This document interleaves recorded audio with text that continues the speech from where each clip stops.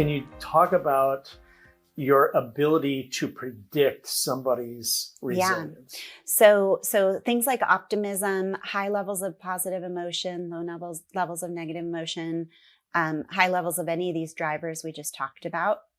Emotional regulation in some ways encapsulates the positive and negative emotion.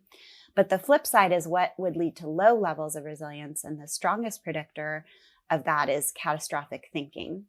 So catastrophization is where you're in the midst of uncertainty and you immediately identify the worst case scenario and you lock into it as what you think will actually happen.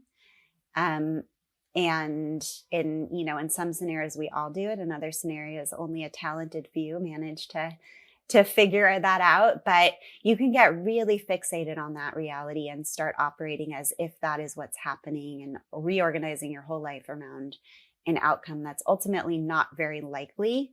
And it's really maladaptive to focus on that worst case scenario at the expense of other possibilities.